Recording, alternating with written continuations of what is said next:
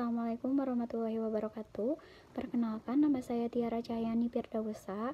Saya akan memenuhi tugas konsep pendidikan prasekolah dengan materi. Sebelum memasuki materi, saya mempunyai yel-yel. Pergi ke sekolah PAUD, pergi ke sekolah PAUD, hari yang ku tunggu-tunggu. Yuk kita pergi ke sekolah PAUD. Sebelum kita belajar, baca bismillah dulu. Baca bismillah, baca bismillah, baca bismillah, baca bismillah dulu. Anak PAUD soleh, ceria, cerdas.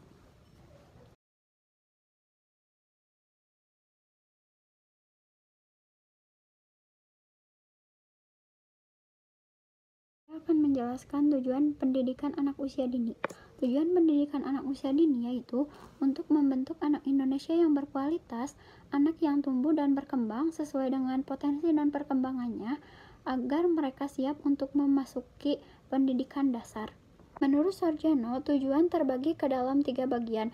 Yang pertama ada tujuan sosial. Tujuan sosial yaitu agar anak bisa bersosialisasi atau berkomunikasi dengan orang lain atau dengan lingkungannya. Yang kedua ada tujuan pendidikan. Tujuan pendidikan yaitu untuk menghubungkan jalur komunikasi pada aspek fisik atau mengekspresikan dirinya sendiri. Guru hanya mengarahkan atau memberikan tugas-tugas atau memberikan latihan-latihan. Yang ketiga ada tujuan perkembangan. Tujuan perkembangan masa di mana mereka pintar, giat, dan spontan untuk mengembangkan bakat-bakat mereka sehingga disebut dengan golden age. Tujuan khusus yaitu menyesuaikan diri dengan lingkungan. Yang kedua, memberikan bimbingan agar anak bisa memiliki sifat yang baik.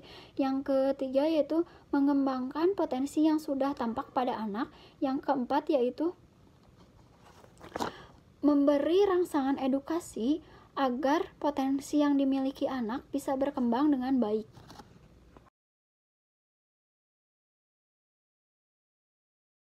Membantu anak untuk menyesuaikan diri dengan lingkungan dan dirinya sendiri. Kedua, ada fungsi sosialisasi yaitu membantu anak menyesuaikan diri dengan sekitarnya dan dirinya sendiri. Ketiga, ada fungsi pengembangan yaitu di sini untuk mengembangkan potensi-potensi yang sudah dimiliki anak. Ada fungsi bermain. Fungsi bermain, dengan bermain anak bisa meningkatkan cara berpikir dan kreativitas sehingga anak bisa lebih aktif.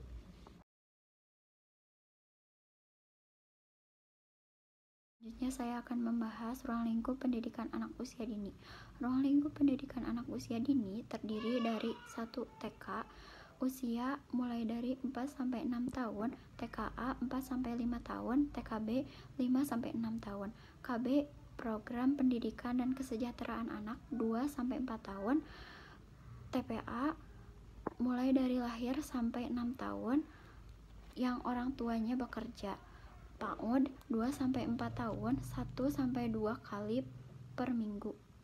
Standar kompetensi anak usia dini terdiri dari moral dan keagamaan. Moral, etika, dan akhlak yang baik. Keagamaan, anak diajarkan untuk sholat, puasa, berdoa. Yang kedua ada sosial, emosional, dan kemandirian. Yang ketiga ada bahasa, lemah lembut, dan sopan santun. Yang keempat ada kognitif. Anak diajarkan untuk memecahkan masalah. Yang kelima ada motorik atau fisik, anak aktif berlari dan berjalan. Yang keenam ada seni, anak bisa mengembangkan potensi seperti mewarnai, melukis, atau bernyanyi atau menari.